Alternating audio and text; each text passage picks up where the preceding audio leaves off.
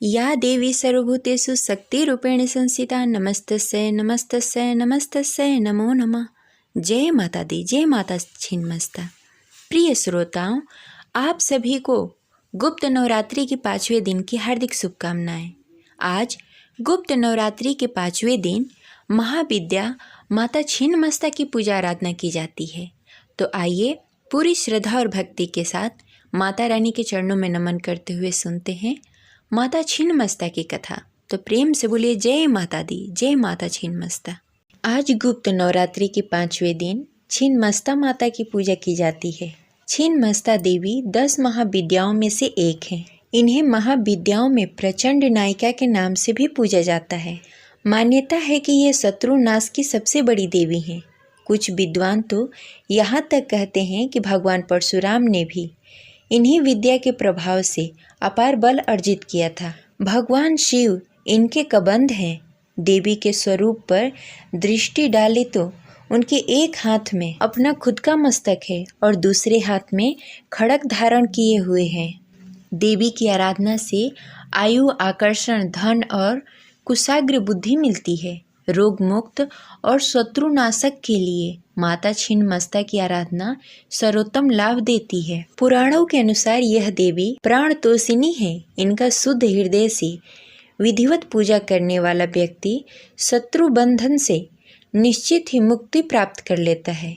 लेकिन यह ध्यान रहे कि माता की स्तुति करते समय सच्चे हृदय से करना है।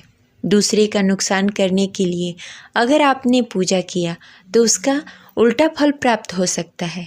इसीलिए कुछ अच्छे कार्य के लिए इनकी पूजा करनी चाहिए, दूसरे को नुकसान पहुंचाने के लिए नहीं। तो चलिए सुनते हैं माता छिन्नमस्ता की कथा। अगर आपको यह कथा अच्छी लगे तो इस वीडियो को लाइक करें और कमेंट बॉक्स में जय माता दी अवश्य लिखें। आपका कमेंट और लाइक हमारे लिए बहुत महत्वपूर्ण है। अगर आप हमारे चैनल पर नए हैं तो इसे सब्सक्राइब अवश्य करें। हिंदू धर्म में सभी देवताओं के अवतार की अलग अलग पौराणिक कथाएं प्रचलित है। 10 आदि शक्तियों में 6वां अवतार माता छिन्नमस्ता का माना गया है। छिन्नमस्ता माता को माता पार्वती का स्वरूप माना जाता है, जो कि काफ़ी उग्र रूप में रहती हैं। छिन्नमस्ता माता के एक हाथ में स्वयं का कटा हुआ सिर रखा है। मान्यता है कि जो भी भक्त सच्ची श्रद्धा से उपासना करने वाले भक्तों की सभी मनोकामनाएं पूर्ण होती है। जीवन में सभी कष्टों का निवारण होता है।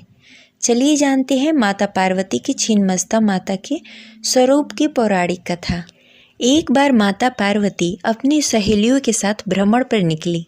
इस दौरान माता पार्वती रास्ते में मंदाकिनी नदी में स्नान करने की इच्छा हुई। माता पार्वती ने अपनी सहेलियों से भी स्नान करने को कहा, परंतु दोनों ने स्नान करने से इनकार कर दिया और कहा कि उनको भूख लग रही है।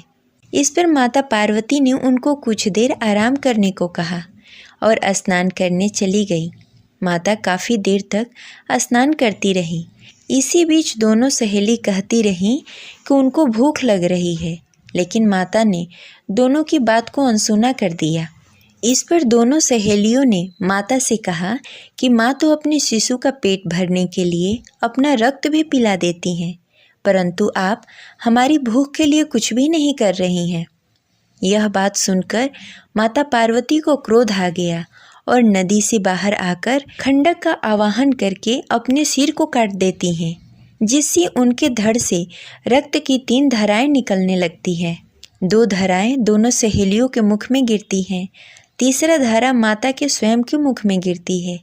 इससे सभी देवताओं के बीच कोलाहल मच जाता है, जिसके बाद भगवान शिव कबंध का रूप धारण कर देवी के प्रचंड रूप को शांत करते हैं।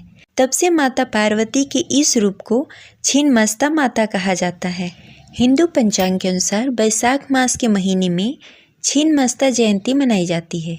वहीं गुप्त नवरात्रि में भी माता छिन्नमस्ता की पूजा उपासना की जाती है। सनातन शास्त्र में माँ को सर्वसिद्धि पूर्ण करने वाली अधिकाष्ठी कहा जाता है। माँ की श्रद्धापूर्वक पूजा करने से साधक की सभी मनोकामनाएं पूर्ण होती है। माँ को साधक को चिंता पूर्णी भी कहते हैं। इसका अर्थ यह है कि माँ चिंताओं को हर लेती हैं।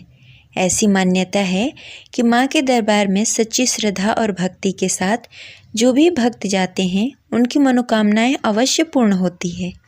ये रही आज की कथा। आपको कैसी लगी कमेंट बॉक्स में ज़रूर बताएं। मिलते हैं अगले वीडियो में, तब तक के लिए जय माता दी।